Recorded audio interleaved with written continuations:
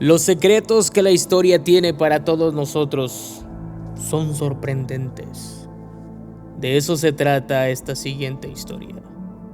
Pero antes, suscríbete al canal, comparte y dale like a este video. Muchos misterios están detrás de la silla presidencial. Muchos la quieren, pero otros incluso querían quemarla.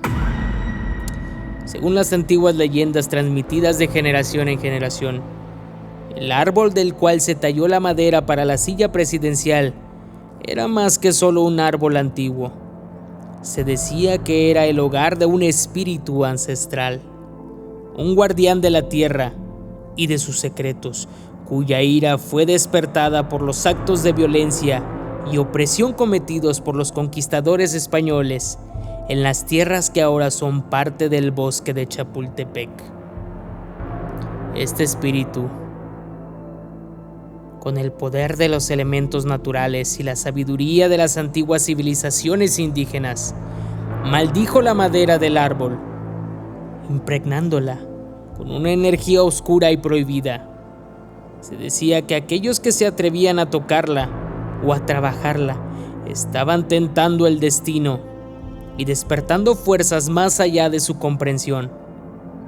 Cuando la silla presidencial fue tallada con esa madera maldita, la maldición se intensificó. Se dice que el espíritu del árbol, enojado por el destino de su antiguo hogar y el uso sacrilegio de su madera, se aferró a la silla, condenando a todos los que se sentaran en ella a sufrir las consecuencias de su ira. A medida que los presidentes de México ocupaban la silla presidencial en el Palacio Nacional, la maldición parecía manifestarse de diferentes maneras, desde visiones de sombras inquietantes hasta presagios de tragedias por vivir.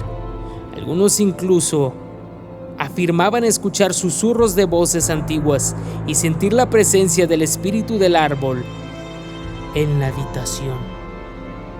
Con el tiempo, la silla presidencial maldita se convirtió en un objeto de temor y reverencia, una reliquia de un pasado olvidado que aún ejercía su influencia sobre el presente. Aunque muchos intentaron desafiar la maldición, pocos se atrevieron a hacerlo sin pagar un alto precio. Un precio terrible. Tras la talla de la silla presidencial maldita, los presidentes de México comenzaron a ocuparla, sin sospechar el misterio y la maldición que envolvía su antigua madera. A medida que los líderes de la nación se sentaban en el asiento, los sucesos oscuros parecían seguirlos como si la silla estuviera impregnada con la energía de los eventos pasados y las almas atormentadas. ¿Recuerdas a Porfirio Díaz? Conocido por su régimen autoritario y su prolongado mandato, se vio enfrentando a disturbios, levantamientos durante sus últimos años en el poder. Aunque logró mantener el control durante décadas, la Revolución Mexicana finalmente lo obligó a renunciar y exiliarse en Francia, marcando el fin de su era y dejando un legado manchado por la sangre y la opresión. ¿Recuerdas a Francisco I. Madero, quien sucedió a Díaz como presidente? Él también hizo lo suyo, pero su gobierno fue breve y tumultuoso.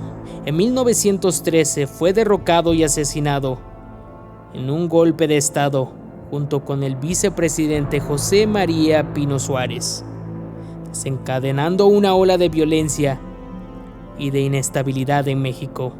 Venustiano Carranza, quien emergió como líder durante la Revolución Mexicana, se enfrentó a rebeliones y luchas internas durante su mandato presidencial. Su gobierno estuvo marcado por la agitación política y la violencia, y su muerte en circunstancias misteriosas en el año 1920 dejó un vacío de poder y un legado de intriga y conspiración.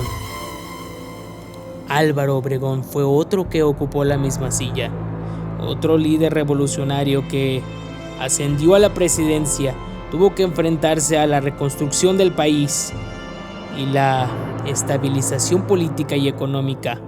A pesar de sus esfuerzos, su mandato estuvo marcado por la tensión y la incertidumbre, y también fue asesinado en 1928. A medida que estos líderes se sucedían en la silla presidencial maldita, parecían atraer tragedias y calamidades, como si estuvieran destinados a enfrentarse a la fuerza oscura que residían en su interior. Algunos cuentan que a medida que el tiempo pasaba y más presidentes se sentaban en la silla presidencial maldita, las sombras se alargaban en la habitación presidencial y se decía que aquellos que se acercaban podían sentir una presencia oscura y pesada que llevaba el aire. En una noche tempestuosa durante el mandato de un presidente cuyo nombre se ha perdido en las páginas del tiempo, se dice que ocurrió un evento particularmente aterrador. Mientras que el presidente trabajaba tarde en la noche en el Palacio Nacional, una tormenta rugía afuera y el viento golpeaba las ventanas con fuerza, como si intentara entrar y llevarse algo consigo. De repente, un rayo iluminó el cielo oscuro y un estruendo retumbó por todo el edificio. El presidente, sobresaltado, se levantó de su silla y se volvió hacia la ventana, solo para encontrar su reflejo distorsionado por el destello de luz. Cuando se volvió para regresar a su escritorio, su corazón se heló en su pecho. La silla presidencial maldita que antes había estado vacía, ahora tenía una figura oscura sentada en ella. La figura parecía ser una sombra densa y retorcida, con ojos brillantes que reflejaban la luz de la tormenta. El presidente se quedó paralizado por el miedo, incapaz de apartar la mirada de la figura que lo observaba con una intensa helada. Con un estallido de truenos y relámpagos, la figura desapareció tan repentinamente como había aparecido, dejando al presidente temblando de terror en medio de la habitación oscura. Desde entonces se dice que el presidente nunca volvió a ser el mismo, atormentado por visiones de aquella siniestra presencia que lo había acechado en la silla presidencial maldita.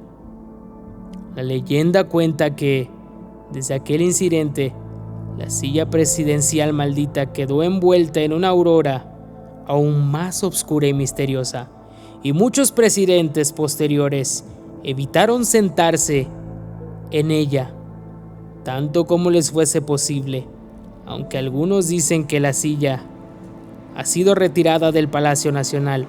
Otros sostienen que su influencia perdura, esperando el momento adecuado para manifestarse una vez más y reclamar aquella que osa desafiar su poder.